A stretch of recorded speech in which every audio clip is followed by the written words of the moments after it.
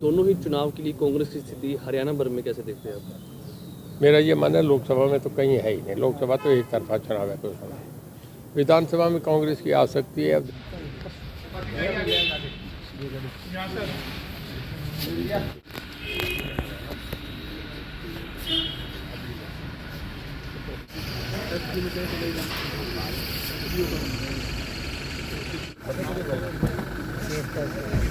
ठीक हो तो बैठ जा दिन का काम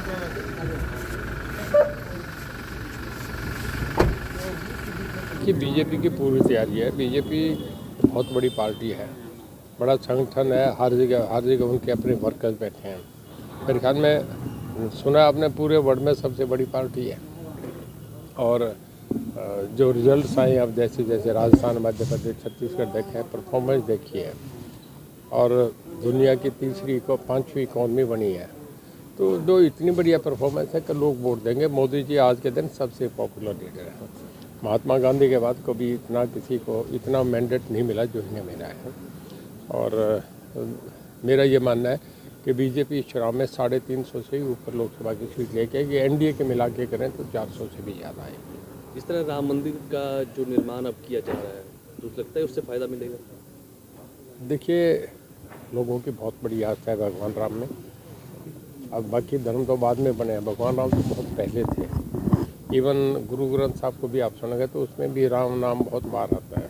तो राम थे, बहुत बड़े थे। तो हर आदमी का मैं इसका फ़ायदा नुकसान नहीं, कोई बीजेपी राम के नाम से वोट थोड़ी मांग रही है। पर जो उन्होंने काम करा है वो तो लोग देख रहे हैं ना, उससे तो नज़रअंदाज नहीं कर सकते। जब बाबरी मस्जिद बन गई उसे हटाना, फिर उसके बाद इसको आना, सुप्रीम कोर्ट तक केस लड़ना, बहुत लंबी लड़ाई लड़ने के बाद भगवान राम सबसे बड़े थे। उनका आज मंदिर, उनकी प्राण प्रतिष्ठा हुई है।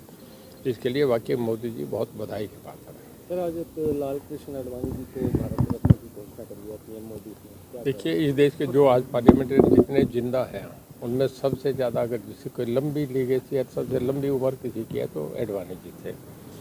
वो दोनों सदन में रहे हैं, लोकसभा में भी, राज्यसभा में भी। मुझे भी राज्यसभा में साथ में रहने का मौका मिला। देखिए, उतनी बार किसी का लंबा एक्सपीरियंस नहीं है। और वाजपेयी जी के बहुत करीबी साथी थे। मुझे ये एक बार याद है कि वाजपेयी जी ने इन्हें प्रधानमंत्री बनाने का करा था। इन्होंने अपना पद त्याग के वाजपेयी जी को प्रधानमंत्री बनाया। और जो उनके जीवन की सबसे बड़ी घटना है वो ये है कि राम मंदिर के लिए जो लंबा एक आंदोलन चला था, जो यात्रा चली थी, उसको सारी को लीड इन्होंने करा था।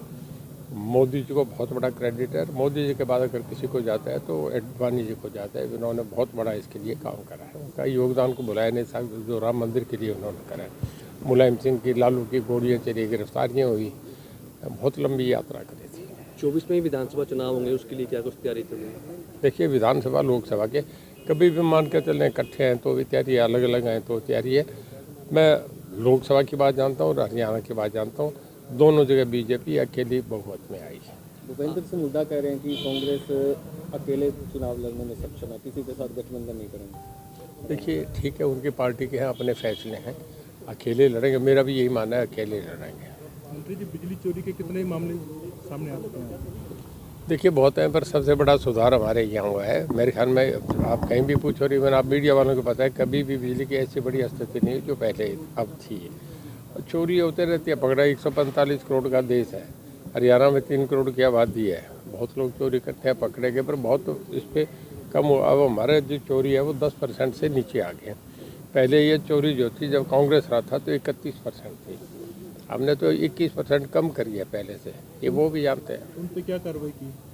नहीं, जिसके चोरी मिलती है उसके ऊपर इमीडिएट एक्शन लिया जाता है। कितने किलोवाट का है उस हिसाब से, उसी वेट से उनका चार्ज करा जाता है। पिछले दिनों बीजेपी कार्यालय की शुरुआत हुई, उन्होंने बिजली चोरी कर रखी थी। नहीं, वो एक अखबार की लगी बातें, कोई नहीं। मैंने एससी से चेक करा था, कुछ नहीं है। वो बिना बात के एक अखबार वाले ने स्टोरी बना रखी है। कोई ना चोरी का केस है ना कुछ है, उनका चल रहा है।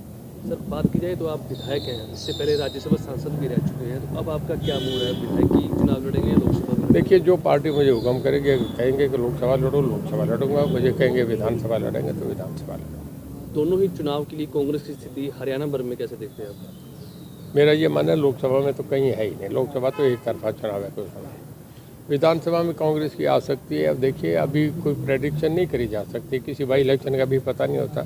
पर एक तो है, कांग्रेस भी जानती है लोकसभा के चुनाव के बाद एकदम हड़कंप मचेगा और लोग जो इधर उधर बैठे हैं वो भाग के बीजेपी की तरफ आने की कोशिश करेंगे। फाइट मानते हैं बीजेपी कांग्रेस की आपस में? फाइट कांग्रेस से रहेगी, ये सच्चाई बात है, वो सच्चाई कहूँगा। फाइट नहीं, मतलब अगर सेकंड पार्टी हमारे साथ कोई रहेगी तो कांग्रेस से रहेगी।